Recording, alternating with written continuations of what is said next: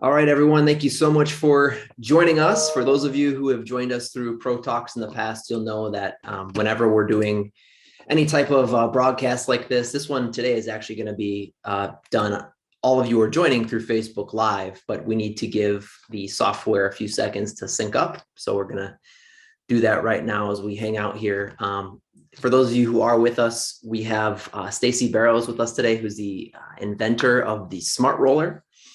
And we are going to be going through a Q&A session with her where she's going to be covering some of the most common questions that she gets regarding the Smartroller product line usage and some of the rationale for integrating the product into your practice, whether or not you are just someone at home or a physical therapist or maybe a Pilates or some other mind-body type of instructor or enthusiast. I think you'll be getting a lot of value out of all the information today. So that's what we're going to be covering today. We're excited to be kicking off kind of a Smartroller week with Stacy here, where today's going to be a Q&A session, but then on Wednesday, Thursday, and Friday, we're going to be doing some more product specific, but still very valuable information surrounding, why you would integrate some of Stacy's other products into your practice. Tomorrow will be, of course, visiting the Smartroller. Thursday will be the Smartroller links, and Friday will be the sits. So that's what we've got going for the rest of the week here. So Stacy, I don't want to take any more time. Feel free to jump in here. I'm going to be going through questions with Stacy, asking them individually. We've kind of pre-screened all these questions. She's going to answer them, of course, as I jump in and out. So Stacy, want to do a quick intro here?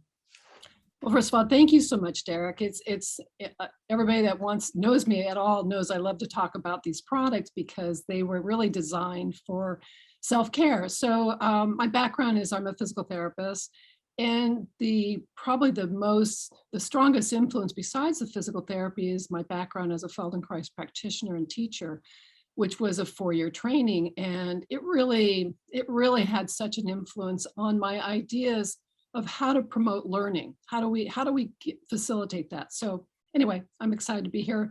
I also have a background in Pilates, so I have a lot of ways that I like to play around. So hopefully I can share something today. Perfect.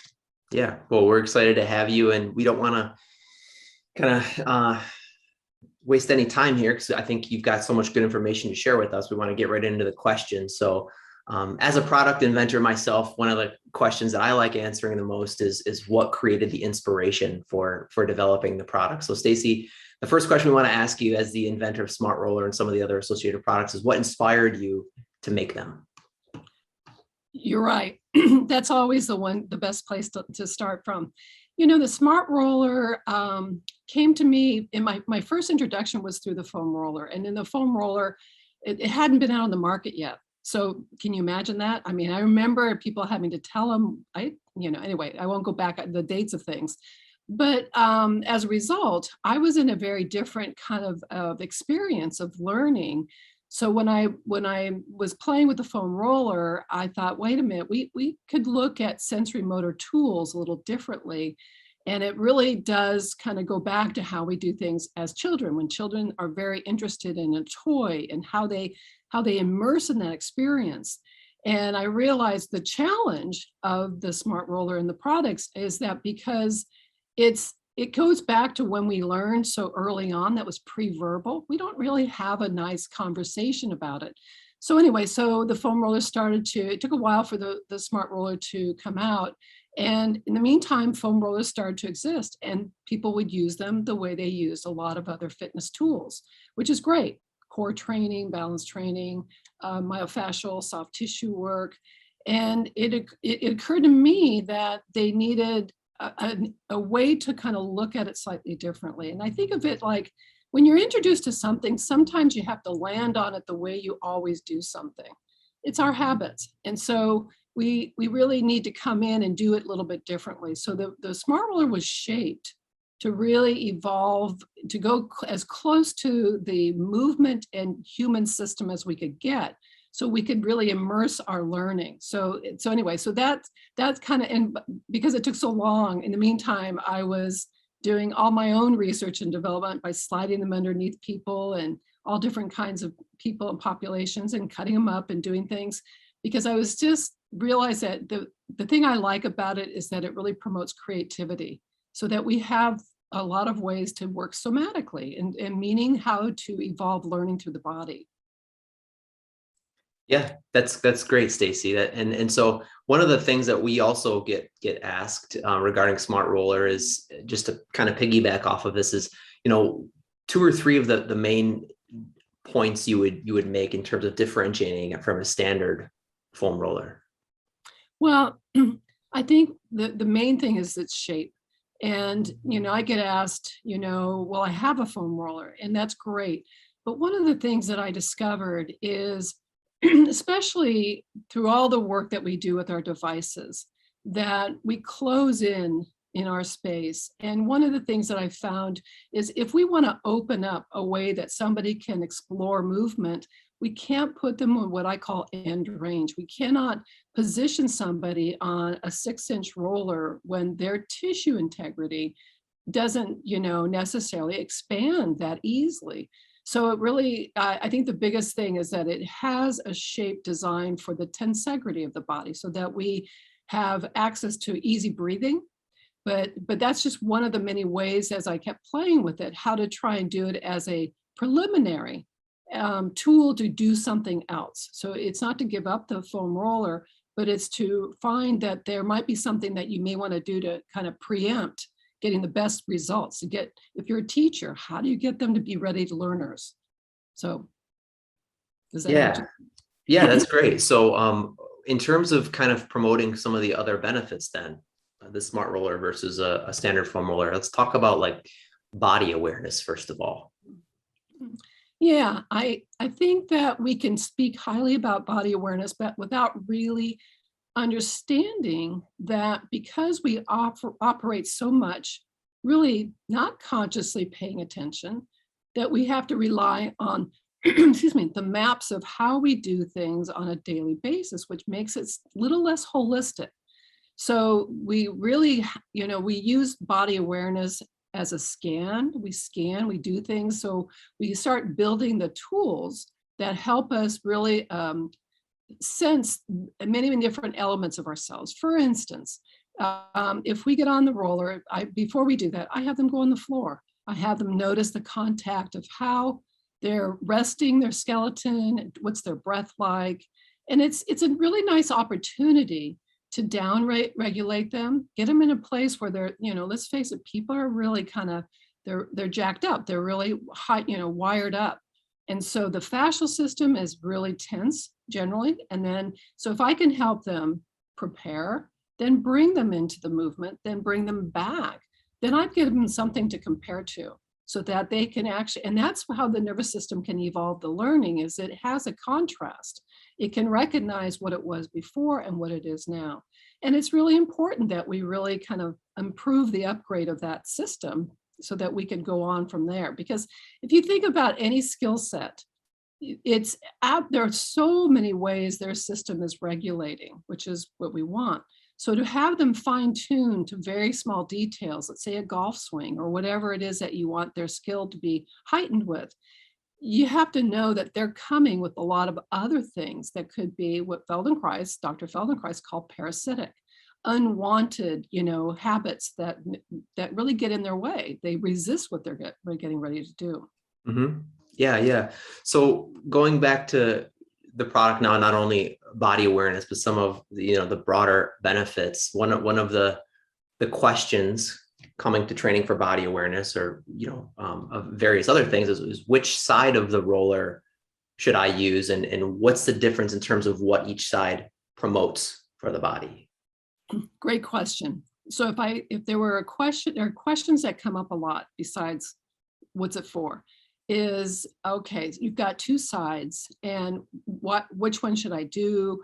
And forgive me, because I want to talk a little bit about why we want to look at things not being so prescriptive sometimes, because if you going back to the child and how they're exploring, you may want to try and look at that slightly differently. So in other words, it's important to have a routine. I believe in routines, but part of the routine brings the habits in as well.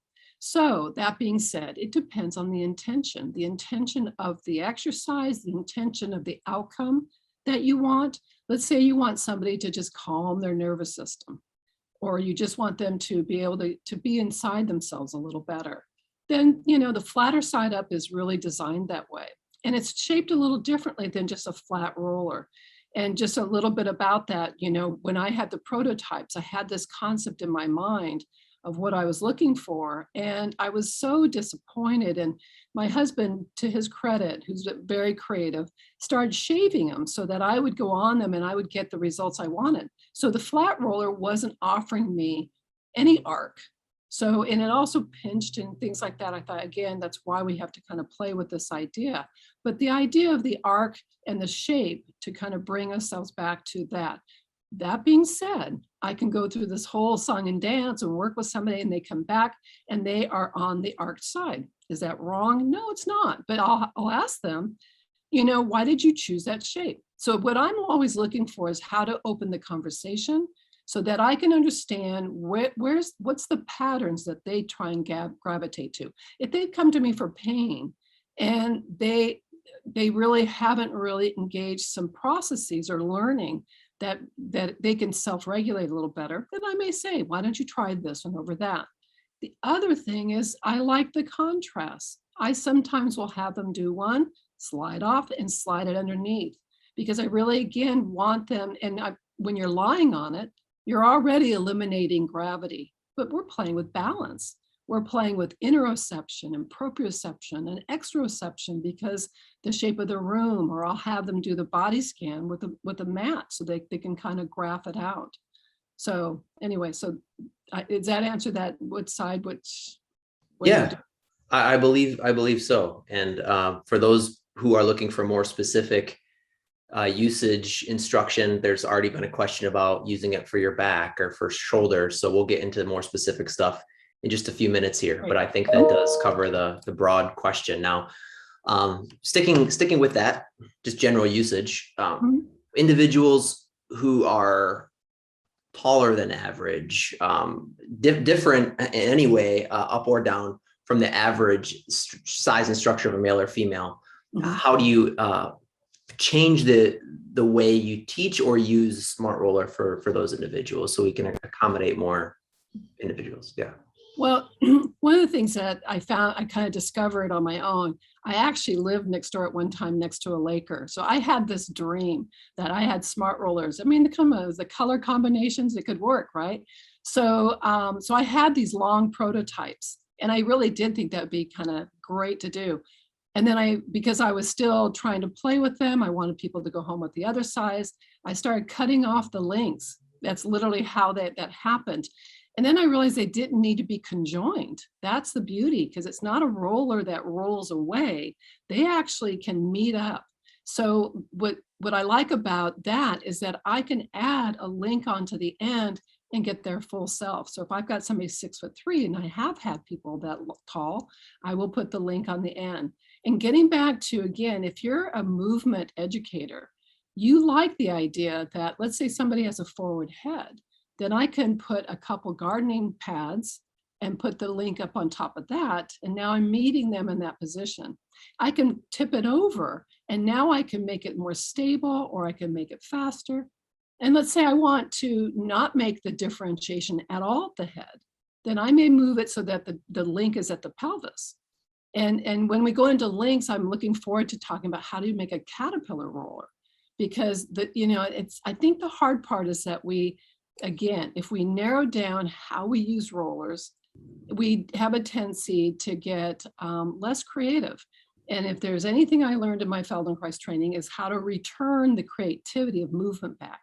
Because we went through hundreds and hundreds of movement puzzles, and you don't realize how much has been really muted in your own system because you just don't need all those pieces. But when you can have some of those things back, you can start being a little bit more creative. So that's kind of how I play with the longer roller possibility. Well, this is deviating a little bit from our list of questions, but in terms of learning kind of how to inspire that creativity, or just some general ideas and how to set up your products in ways that are conducive to inspiring creativity or accommodating people of different sizes, is there any book, is there literature, where can people go to reference some of those usage ideas and concepts? Boy, it was going bing, bing, bing. There's so many things I love to, well, I did design a book, and that was through the OPTP. Thankfully, they said it's a beautiful roller, but everybody's asking how to use it. So the Smart Roller Guide is literally all these little movement puzzles so that you don't have to start from scratch. And there's YouTube channels to match that, because I know we're visual learners a lot of times. Sometimes we just need to kind of, grab it and just poke around with it a little bit, but to appreciate, put the mute button on the visual sense a little bit, because it's how we want to just not get overly dominant in one of our senses. Our senses are multimodal. We want them to regulate as a group, and we want to make sure that they don't cluster in such a way that it dominates our learning capabilities. So in that book, and then later on we'll talk about, I did put together a little brief guide that's an excerpt from the book that we can get access to people. So there's a link to that in the chat, by the way, everyone who's on. I just dropped a link in the chat because I knew this would be a good time to do that. So click that link, and Stacy will talk about it a little bit more later. Yeah. Great. Yep. Thank you for that. There also is a fabulous book titled The Feldenkrais Method. I would really encourage people to look at that one as well. I have a chapter on Pilates and Feldenkrais. I was so grateful that I had that opportunity. And we have scan codes. So we give audio lessons within that. And there's a Smart Roller lesson inside that, and I give you case studies. So I work with somebody with hypermobility. I work with a triathlete that was doing everything he was supposed to do with a top spine specialist, and how we broke it down and changed how we went about that. And then I had a senior that, was osteoporotic, and how did she navigate working on her balance and so forth without feeling those threats that she was being pushed too hard. I think that if I can say what really motivates me the most is I want people to be their own self-caregivers. I don't know how we got to a place where we give that agency up to somebody to say, your shoulder's this way, this is that way. I want people to be able to navigate better. And I teach for that purpose so that people can find out, because we're bombarded with information like we are today. And we have to help people navigate that, what's best for them. Because medicine, and I'm in medicine, I can tell you a lot of times people will push past something that doesn't feel right because it's not something that they can subscribe to in their comfort, and they need to know to have those conversations with their medical providers. So anyway. Yeah, no, that's great. And just for the sake of time, I think we're getting a couple more questions here about using Smart Roller. So sorry to be jumping around and kind of rushing, but I want to make sure we get to some of the usage instruction, because this is, I think, for people who we do have clinicians joining us, but also just enthusiasts or people looking to treat themselves in some way. Let's start from a general fitness standpoint, and then we'll get into Pilates and yoga and PT and maybe some other condition specific uses. But from a general fitness standpoint, how do you see customers and users integrating Smart Roller into their practice or exercise routine? Well, going back to this idea that I think it can set the pace differently. I think if people come in or start something and, like Tai Chi, this work tends to be thought of as, it's soft, it's for grandma, it's a senior, and it's a junior roller. I like that one too. and truthfully, it accesses more challenge to people because it accesses the attention system. And so our attention is grabbed in so many ways. We have to know that. And one of my favorite, the late Dr. Catherine Kerr, who is the person that says mindfulness starts in the body. And if you're just frustrated with trying to keep up with a meditation practice and so forth, that's the beginnings of that, is that you can start to use, a roller in the way that really resonates for you. So I would suggest that there's ways that you help people or people help themselves. Start with a body scan. And then take a little bit of time with it. There are recordings. There's ways that you can find body scans, but you can do top down, bottom up, pay attention to your breath. And that's one of the main things that I'd have people quickly start to work with. And if we can, in 2 minutes, we can do a little bit, if we have time, a little bit of an experiment to kind of go with that. But then take it to whatever the process that you're going to. And I love going to my Pilates equipment. And I like the idea that now I have a sense of my central line of access. I have a sense if I'm going to start clenching my jaw that I really can regulate that. So then I go and I can play with that. But let's say, I pick up a body blade or I do whatever I do. I have this preparatory sense that I worked on with finding my midline, finding the relationship to my pelvis and again, our senses have a tendency to kind of cluster things together. So maybe I discover that not just my jaw clenching, but the orbits of my eyes have been really overly working. So now I'm going to shift to my peripheral vision. But I may not have had a sense of that because I was so prepared to be in my attention deficit place. So how do people know kind of this? I almost see it as like a mental checklist. When you get on the Smartroller, you have to be not thinking about other things going on, just like meditation, your example of meditation, right? You can't let your mind go off. You have to come into your body, block out a lot of the stuff that can distract you. And then you start to develop a more intuitive sense of everything going on. How do people know to do that when they, start? Yeah. Well, I think you're right. One is try not to shame yourself if it's coming in with the information. The awareness is wherever you take it. What I like about this level of instruction is it's really trying to help you match where you are. You are the expert of yourself. So if you catch yourself wandering, and every mindfulness practice goes with this, that you can then realize when you come back to noticing that. And then you can just check in with your breath. Now, getting on the roller adds mindful movement to the practice. So now that you are doing something, you're teetering, you're finding I'm comfortable, I'm not uncomfortable. You're now starting to uptick the mindfulness practice. That movement is sending you so that you're not stagnating. And that's what happens when we're really in a thought process. We now know, we always have known, but we know better through science that our thought processes create muscle contractions. Our emotions create muscle contractions. So our actions can help us sense ourselves a little better so that we can kind of navigate that and just kind of, have that moment of just being able to sense what you're doing. And there's a great quote, if you know what you're doing, you can do what you want. So it's a process. I think people have to appreciate that. It's not something that I came easily to at all. I mean, every photograph of me as a child, I'm in my swim team bathing suit running circles around people. So the pool is probably my way of immersing out of that experience. But the idea is that just start where you are. And if you don't have a Smartroller, you'll have the book.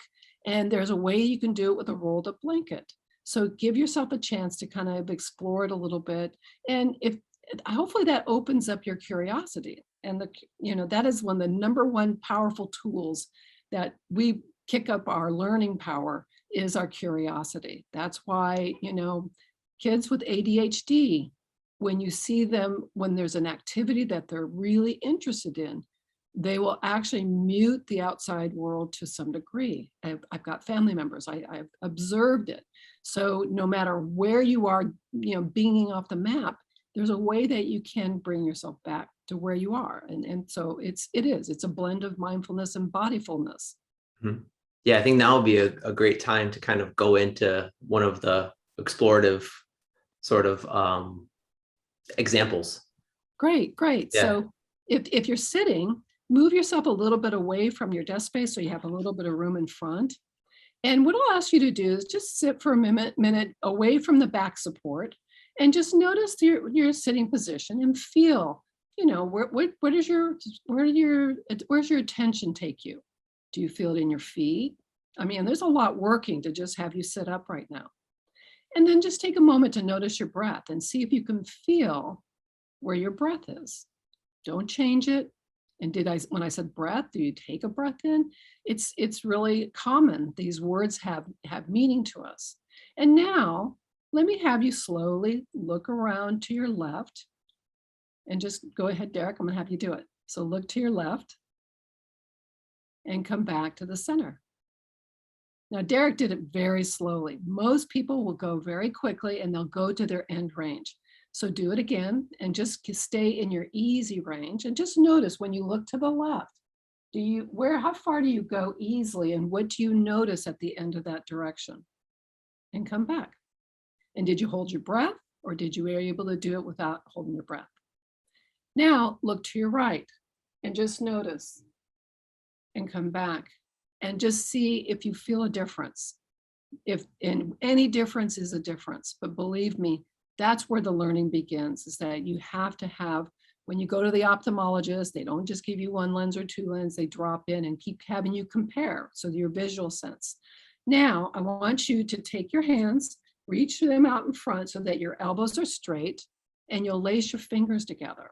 So your arms are making a triangle. If you were lying down, the base of the triangle will be on the floor and your arms will be pointed to the ceiling. But in this case, we're going to have them straight out in front. And the reason we're doing that is we want to make sure that we pay attention. I'm going to create some constraints. Now, I want you, first of all, take a look at your hands and notice how you lace them. Notice which thumb is on top. Now, switch them. So they're the other variation. And just notice for a minute or a moment, it feels slightly different. There's an example of how different something can feel when you bring your attention to it. Now reverse it and go back to the familiar one. Now, at all times, you only do things as easy as possible. And pause for a second, Derek, let your arms come down. I want to make this point that it's so valuable that you can just imagine all these little parts, because the puzzle is about your internal system.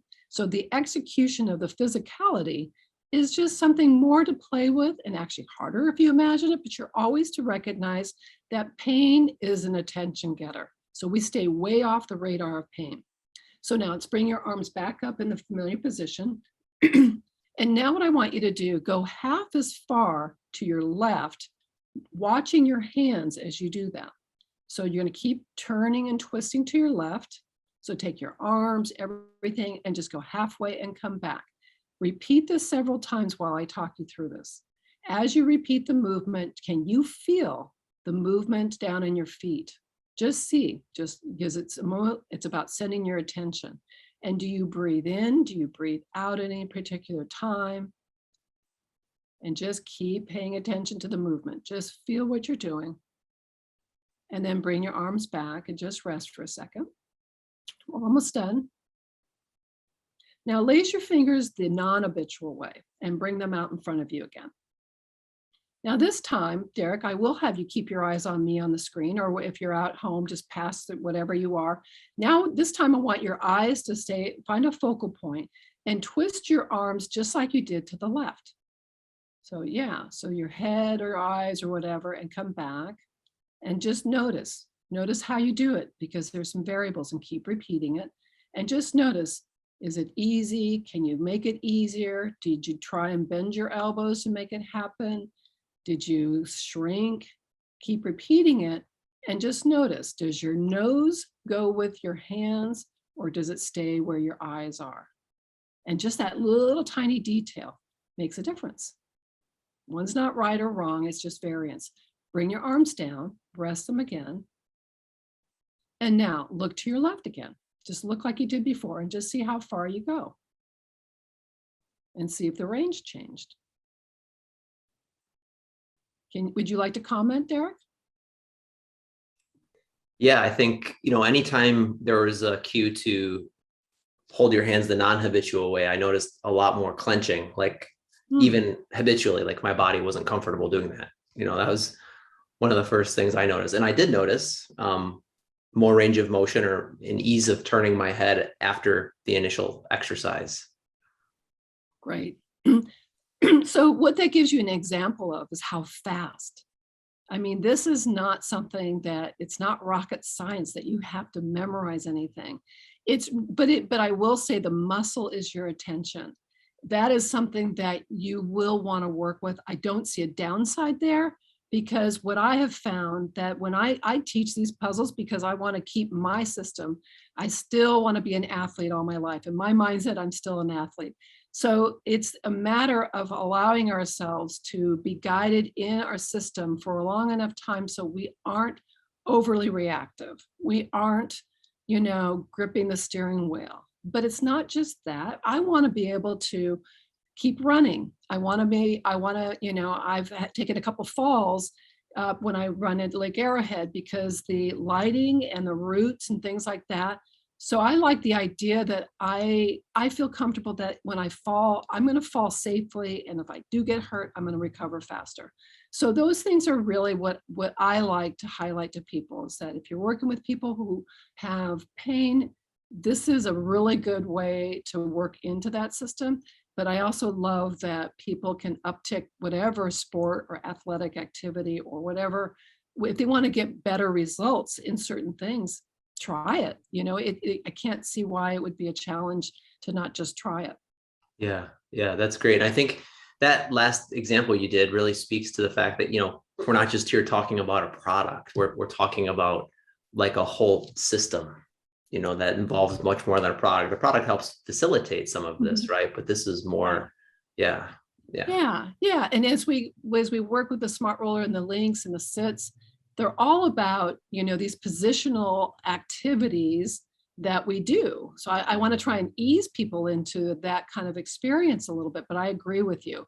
These are sensory motor tools, but they're really designed to build the body image, the self-image, so that we can, we can actually realize that there's something behind us, meaning we can aesthetically don't even remember that there's a backspace to us. So it's just to help us get that holographic 3-dimensional space and update your software a little bit. Perfect. Yeah. Well, let's, because we're at the half-hour mark now, let's, for those of you who are on, thank you. We're going to give you a couple really useful pieces of information now. I already put a couple of links in the chat and in the Q&A box. The first I want to mention is we have a promotion going on right now for all of Stacy's products. So the Smartroller, the package, the sits, the links. SMART10 is the code. You can get 10% off. And again, that's in the chat boxes. We also put this information into the Facebook comment section if you're watching exclusively through Facebook. And then Stacy, the ebook, if you want to speak to that a little bit. There's already links in if you're on Zoom or on Facebook, but what are people getting through the ebook? Well, actually, the rocking motion that is facilitated with it is something that I came to understand even better. So what I really enjoy is that I've given you 2 little ideas to play with. And again, if you have a Smartroller, great. If you have, I would encourage to not use or try the full roller and then try it with a roll blanket. Because if you have too much noise in the system, you will definitely blunt your ability to sense the details. And for me, it's kind of like looking at somebody who's doing a pen and ink. They throw the patches of color on, and then somebody comes in with the highlighter pen or the ink, and all of a sudden you see the dimensions. So to me, it's about using these movement vignettes so that you really refine, and this is what coordination really is about. Perfect. Yeah. And there's a couple people asking questions. The links are in Facebook and Zoom now. So you guys should be all set with those. Again, Stacy just spoke to it. Valuable pieces of information, great stuff to get you started with learning more about kind of the concepts that we're talking about today. For those of you who are interested in learning more, have more product specific kind of questions and want more know-how and understand even more of the science and kind of rationale behind using the Smartroller, the links, the sits. Again, we have more Facebook Live discussions this week. Tomorrow, we're talking about the Smartroller. Thursday, we're talking about the links, and Friday about the sits, all at the same time. 12 Central is when we're starting. And come on and join us. Stacy will be, again, there's more dedicated talk to those specific products and the broader mindset and modality mindfulness training that we discussed today as well. But I think we've covered everything, Stacy. I want to make sure I give you time if you want to kind of sign off with any more information or any final thoughts here. Well, I love that this is recorded. And so maybe when I finish talking, you can mention how maybe if they wanted to share it with somebody, let's say it's somebody that wants to go back to their yoga teacher or their Pilates teacher going, what do you think of this or whatever that, please share it. I mean, please feel free to do that. So this is recorded because it's not a time of day that a lot of people can just stop what they do.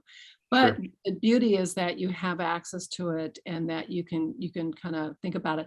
I'm also very available. The smartroller.net website is a way to get to me, and also there's Q&A on there. There is how to get on and off the roller. There's a lot. We really put a lot on the Smartroller.net website. So please feel free to check that out.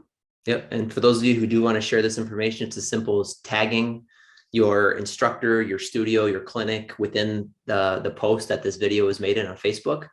Or just copying the link and sending it via email or text. There's a number of ways you can do it that way as well.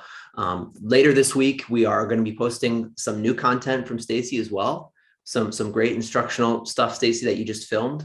So we're going to be putting that out on our Facebook, Instagram, LinkedIn, and so if you're, go ahead. I'm sorry. Yeah, and maybe if there's a question that we read afterwards, maybe I can integrate that into what people's interests are. So that's great. Definitely. So thank you very much. Yeah, if more questions came up, drop them in the comments and Facebook, and we'll product specific stuff we'll get to, like I said, Wednesday, Thursday, or Friday. But we're gonna sign off now. We appreciate everyone joining us. Stacy, we'll talk to you tomorrow about the Smartroller at 12 o'clock Central. And hopefully everyone has a good rest of their day.